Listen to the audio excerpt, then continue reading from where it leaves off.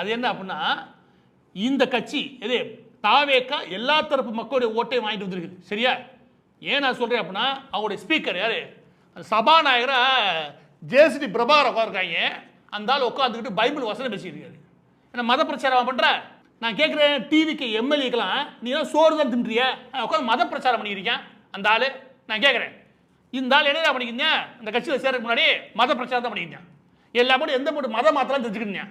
அவனை கூட நீ சட்டப்பேரவை ஸ்பீக்கர் ஆகிட்டீங்க. சரி, சபாநாயகர் ஆகிட்டார்ல, அந்த தகுதியோட பேசணும்.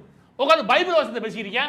பைபிள் வசனம் பேசி மத மாத்திர வந்து உட்காந்த இனிமேல் பைபிள் வசனம் வந்துச்சு வச்சுக்க வாயில நீ கீதையும் பேசு குரானையும் பேசு, நான் ஏற்றுப்பேன். மூணையும் பேசு. நீ பைபிளை மட்டும் பேசி தெரிஞ்சுன்னு வச்சுக்கவேன் நல்ல நாக்க கொடுக்குற மாதிரி 4 கேள்வி கேட்பேன். யாரு இந்த எம்எல்ஏ இருக்காங்க பாரு, டிவிக்கு எம்எல்ஏ, நீ அண்டி போடா. அதுக்காக இப்படி மதவெறி பிடிச்சவங்களாம் அனுமதிக்க முடியாது. மத சார்பற்ற பேர்ல ஒரு பெரிய மதவெறி பிடிச்ச கும்பல் ஜோசப் விஜய் கொண்டு உட்கார வச்சாச்சு.